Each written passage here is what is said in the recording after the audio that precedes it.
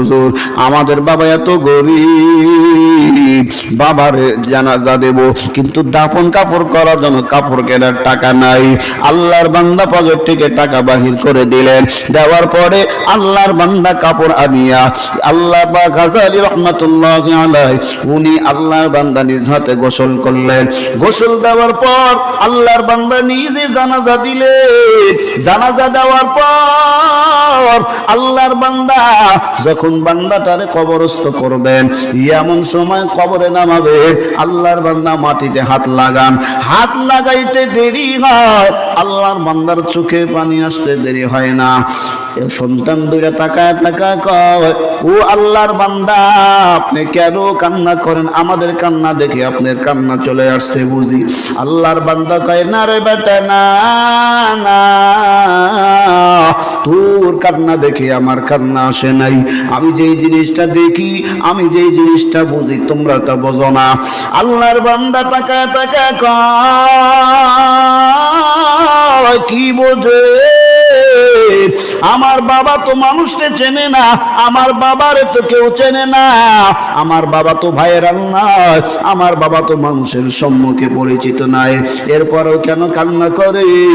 ইমাম গাজালি রাহমাতুল্লাহি আলাইহি ডাকদা বলে, বেটা যদিও তোমার বাবা মানুষের সামনে সুপরিচিত নয়, মানুষের সামনে ভাইরাল ব্যক্তি নয়, তবে দুনিয়া মানুষ তোমার বাবারে চিনুক আর না চিনুক, আল্লাহ পাক রব্বুল ইজ্জাত আল জালাল তোমার বাবারে ভালো করে চেনে, যার কারণে তোমার বাবার কবরে যে জায়গায় হাত লাগাইতে দেরি হয়, তোমার বাবার কবর থেকে মিষ্ক আম্বরের ঘেরান বাহির হইতে দেরি হয় না। সুবহানাল্লাহ। কেমনে দামি হবেন বলে আমি বেশি বেশি বেশি বেশি তেলাওয়াত করব। কোন বান্দা যদি বলেন হুজুর কিছুই পারি না, কিছুই পারি না, বিসমিল্লাহটা পারেন না বাবা, বিসমিল্লাহটা বেশি বেশি পড়বেন, এটার জন্য দামি হবেন। এটাও যদি না পারেন তাহলে আপনি কোরআনটা খুলিয়া খুলিয়া বলবেন, আল্লাহ এটা তোমার কালাম, এটা তোমার কালাম, এটা তোমার কালাম। ইমাম গাজালি রাহমাতুল্লাহি আলাইহি মাজালিসুল গাজালি নামক কিতাবের ভিতর লিখছেন, আল্লাহর এই বান্দা ঘুমের ঘরে স্বপ্নে যুগে একটা ছবি দেখতে পায়। ওই বান্দা ছবিটা দেখবার পরে আল্লাহর বান্দার আওয়াজ কানের ভিতরে আসে, এই গাজালি আর ঘুমায়া থাকিও না, তাড়াতাড়ি চলে যাও, অবগ্রামে আমার একজন আশিক বান্দা মারা গেছে, তারা জানাজাটা দাও। একটু সুবহানাল্লাহ কও। আহা, কে? ইমাম গাজালি 100 বার আল্লাহ পাক রব্বুল ইজ্জাত আল জালালের দস্তরে স্বপ্নে দেখছে। আমার আপনার মায়ার নবীর 100 বারের বেশি স্বপ্ন দেখেছেন। ওরে আল্লাহর বান্দারা, 100 বার কেন, কোন বান্দা যদি মায়ার নবীর একবার স্বপ্ন দেখে, ওই বান্দার জন্য জাহান্নামের আগুন হারাম, ওই বান্দার জন্য জান্নাতটা ওয়াজিব।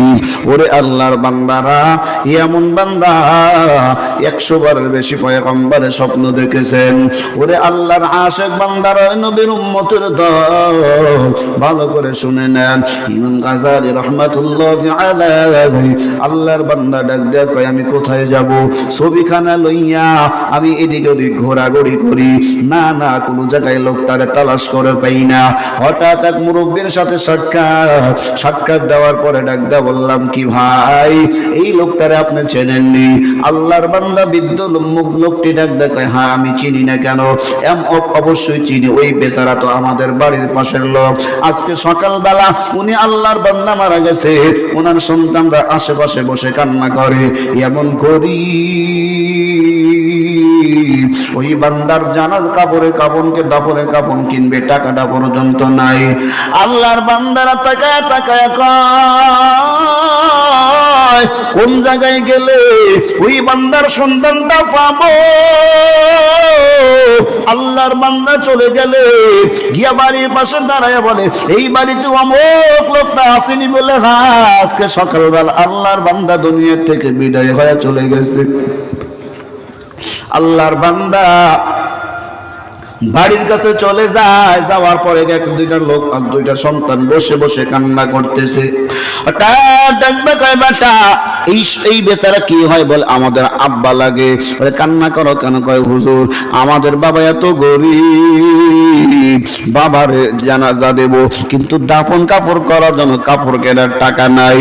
আল্লাহর বান্দা পকেট থেকে টাকা বাহির করে দিলেন, দেওয়ার পরে আল্লাহর বান্দা কাপড় আনিয়া আল্লাহ পাক গাজালি রহমাতুল্লাহি আলাইহি উনি আল্লাহর বান্দা নিজ হাতে গোসল করলেন। গোসল দেওয়ার পর আল্লাহর বান্দা নিজে জানাজা দিলেন। জানাজা দেওয়ার পর আল্লাহর বান্দা যখন বান্দাটারে কবরস্থ করবেন, এমন সময় কবরে নামাবে, আল্লাহর বান্দা মাটিতে হাত লাগান, হাত লাগাইতে দেরি হয়, আল্লাহর বান্দার চোখে পানি আসতে দেরি হয় না। সন্তান দুইটা তাকায় তাকায় কয়, ও আল্লাহর বান্দা আপনি কেন কান্না করেন? আমাদের কান্না দেখে আপনার কান্না চলে আসছে বুঝি? আল্লাহর বান্দা কয়, না রে বেটা না না, তোর কান্না দেখে আমার কান্না আসে নাই। আমি যেই জিনিসটা দেখি, আমি যেই জিনিসটা বুঝি, তোমরা তা বোঝো না। আল্লাহর বান্দা তাকায় তাকায় কয়, কি বোঝে? আমার বাবা তো মানুষকে চেনে না, আমার বাবারে তো কেউ চেনে না, আমার বাবা তো ভাইয়ের নয়, আমার বাবা তো মানুষের সম্মুখে পরিচিত নাই, এরপরেও কেন কান্না করে? ইমাম গাজালি রহমাতুল্লাহি আলাইহি ডাকদা বলে, বেটা যদিও তোমার বাবা মানুষের সামনে সুপরিচিত নয়, মানুষের সামনে ভাইরাল ব্যক্তি নয়, তবে দুনিয়া মানুষ তোমার বাবারে চিনুক আর না চিনুক, আল্লাহ পাক রব্বুল ইজ্জাত আল জালাল তোমার বাবারে ভালো করে চেনে, যার কারণে তোমার বাবার কবরে যে জায়গায় হাত লাগাইতে দেরি হয়, তোমার বাবার কবর থেকে মিস্ক আম্বরের ঘেরান বাগি হইতে দেরি হয় না। সুবহানাল্লাহ। यूं तो दुनिया दिखने में तो किस कदर खुशहाल है, मरने की बात कब्र में हकीकत सब खुल गए, मौत का आसिन कुल्लु नासिन शारिगु कब्र बैतिन कुल्लु नासिन दाखिलु। আহা, এখান থেকে একটা জিনিস বোঝেন, গভীর রাত আলোচনা লম্বা হবে না, একটা জিনিস বুঝাবো আমি। যদি কেউ মনে করেন আমার জানাজায় 4/3 ওলামা ইকরাম আসছে, বুঝবেন আপনার কপালটা পড়ে নাই। সুবহানাল্লাহ, জোরে কর না সুবহানাল্লাহ। বুঝবেন আপনার কপালটা খুলে আছে, এখন খোলা আছে। আপনার জানাজায় 3/2 তলবুল ইলম হইছে, বুঝবেন আপনার কপালটা পড়ে নাই। আরে জামানার বড় আলেম, এলাকার বড় আলেম আপনার ওই জানাজায় অংশগ্রহণ নিছে, বুঝবেন আপনার কপালটা এখনো পড়ে নাই, কিছু না কিছু খোলা আছে। আলহামদুলিল্লাহ, জোরে বল আলহামদুলিল্লাহ। ভাইরে, আমরা তো মনে করি আমাদের দলের বড় নেতা আসলে মনে হয় আমাদের জানাজাটা বড় সৌভাগ্য হইল। এই ভাই কথা কন না কেন? হ্যাঁ, মনে করি যে আমাদের ওই জানাজায় যদি আমাদের নেতাবিন্দু না আসে তাহলে আমার জানাজাটা অসমাপ্ত থেকে গেল। না রে ভাই, না না না, পায়ে হাত দিয়ে বলি, ওয়াল্লাহি আল্লাহর কসম, ব্যাপারটা এরকম না। আল্লাহর ওলি জানাজা দিলেন, কবরস্থ করলেন, কয়রা ডাক দেখায়, তোমাদের বাড়িতে কে আসেনি? কয়া আছে। কে আছে? আমার আম্মা আছেন। তাহলে তারে ডাকো। কয় উনি তুই বাহিরে আসবেন না কেন? কয় উনি ওনার শরীরে এমন বস্ত্র নাই যেই বস্ত্র দিয়ে আপনার সামনে দাঁড়াবে। একটা কাপড় আছে, সেই কাপড়টা এমন পাতলা কাপড় আর এমন একটা নরম কাপড়, জয়ীফ কাপড়, যে কাপড়টা বাতাসে নাড়া দিলে সুতাগুলো একা একাই খুলে যায়। আহা, আল্লাহ। আল্লাহর বান্দা ডাক কয়টাইলে পর্দার ভিতর থেকে একটু আওয়াজটা দিতে বলো, আমি তোমার আম্মার সাথে কিছু কথা বলতে চাই। ওই জামানার জগৎ বিখ্যাত আল্লাহওয়ালা ওই মহিলারে ডাকলেন। মহিলারে ডাকার পর আল্লাহর বান্দা ডাক কয়, এই আল্লাহর বান্দি, আপনার স্বামী এত কি আমল করতে, যে আমলের কারণে আল্লাহ পাক আপনার স্বামীর কবরের ভিতরে জান্নাতি বিছানা বিছায় দিয়েছেন। জোরে কোন সুবহানাল্লাহ। আল্লাহর বান্দি ডাকদা কয়, এমন কোন আমল তো আমি দেখি নাই, কারণ আমার স্বামী ছিলেন গরিব, আমার স্বামী 2 বেলা ডাউল ভাত খাইতে পারতেন না, সন্তানের মুখে প্রত্যেক দিন হাসি ফুটাইতে পারতেন না। এরপরে আমি যেদিন নতুন শাড়ি পরে বধূ সেজে এই বাড়িতে আসছিলাম, আসার পরে থেকে দেখতে পারতাম প্রত্যেক দিন সকালবেলা একটা দিনও বাদ নাই, প্রত্যেক দিন সকালবেলা তাকায় তাকায় দেখতাম ওই যে তাকের উপরে একটা কোরআন, ওই কোরআনটা আমার স্বামী ফজরের নামাজ পড়ার পর ওই বিসমিল্লাহ বলিয়া কোরআনটা হাতে নিতেন, হাতে নিয়া আল্লাহর বান্দা একবার বুকে লাগাইতেন, আবার আল্লাহর বান্দা চুমু খাইতেন, আবার আল্লাহর বান্দা হাতে নিতেন, আবার চুমু খাইতেন। এইভাবে কিছুক্ষণ করার পর আল্লাহর বান্দা এরকম বুকে লাগাইয়া আবার চুমু খাইয়া হাতে নিয়ে কোরআনটা খুলতেন। ডান হাতে কোরআনটা খোলার পর আল্লাহর বান্দা কোরআনটা হাতে নেওয়ার পর ডান হাতে কোরআন আল্লাহর বান্দা হাতে নিয়ে এইভাবে টানতেন আর বলতেন, আল্লাহ এই কোরআনটাও বড় দামি, আয়াতটাও বড় দামি, এই হরফটাও বড় দামি। এই কথাগুলা বলিয়া আল্লাহর বান্দা লম্বা টাইম কান্না করতেন আর বলতেন, আল্লাহ জিন্দেগি 60 বছর 70 বছর হায়াত পাইলাম, একটা বারও তোমার কালামুল্লাহ পড়তে পারলাম না, কপালটা বড় খারাপ, আমার মতো গুনাহগার দুনিয়ার বুকে কেউ নেই, আল্লাহ তুমি আমারে মাফ করে দিও।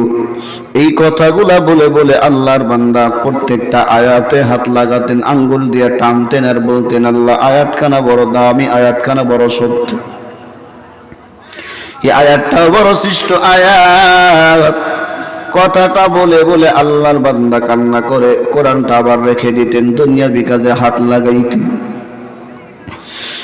ইমাম গাজালি রহমাতুল্লাহি আলাইহি ডাকতে বলে, ওই মহিলা কোরআনটাকে আমার হাতে দেওয়া যাবে নি? আল্লাহর বান্দি কই, কেন দেওয়া যাবে না? এই যে কোরআনটা নেন। আল্লাহর বান্দি কোরআনটা হাতে দিতে আর ডাক দেখা ওই যে টাকা দেখেন, এই যে কোরআনটা নেন। ইমাম গাজালি রহমাতুল্লাহি আলাইহি কোরআনটা হাতে নিতেন, হাতে নেওয়ার পর আল্লাহর বান্দা খুলিয়ে দেখে প্রত্যেকটা আয়াতে আয়াতে আল্লাহর বান্দার আঙ্গুলের ছাপ দেখা যায়। সুবহান সুবহানাল্লাহ। তাআত তৌফিক তাআত হামজাতু ওয়া ইমামাত ইমামাত হামজাতু, ইয়া ইলাহি তু মেরা মাবুদ है, या इलाही तू मेरा माशूक है। আল্লাহর বান্দা কয়, আয় আল্লাহর বান্দি, বোঝা গেল তোমার স্বামী এমনি দামি হয় না ভাই। আল্লাহ পাক রব্বুল ইজ্জাতুল জালাল কোরআনের মহব্বতে, কোরআনের আশকের কারণে, কোরআনের বরকতে আল্লাহ পাক তোমার স্বামীর দামি বানাইছেন। শুধু দামি বানাই না ভাই, কোরআনের বরকতে আল্লাহ পাক রব্বুল ইজ্জাতুল জালাল তোমার স্বামী মরার সঙ্গে সঙ্গে আল্লাহ পাক তোমার স্বামীর কবরের ভিতরে জান্নাতি ফুল দিয়ে ডেকোরেশন করা দিয়েছেন। সুবহানাল্লাহ। এরে ভাই, রাত্রি অনেক হয়ে গেছে, আমি আলোচনা লম্বা করতে চাই না, আপনাদেরকে একটা জিনিস বুঝাইতে চাইলাম। কোরআনের সাথে যারা থাকে তারাও বড় দামি হয়, কোরআনের সাথে যারা থাকে তারা দামি হয়। আল্লাহর নবী বলেন, কুন আলিমান আও মুতাআল্লিমান আও মুঈনান আও মুহিব্বা, তবে ইলম হও, কোরআন শিক্ষা করো। যদি তা না হও তাইলে কোরআন যারা শিখছে তাদের সাথে সম্পর্কটা বজায় রাখো। এটাও যদি করতে পারো তাইলে আল্লাহ পাকের উসিলাও মাফ করে দিবেন। কোন উসিলাই মাফ করে জানা যায় না। ও মাজান, মরা লাগবে, আমিও থাকবো না, আপনিও থাকবেন না রে বাবা। দুনিয়াতে চিরদিন কেউ থাকতে পারে না। কত বাড়ি গাড়িওয়ালা বিল্ডিংওয়ালা দেখলাম,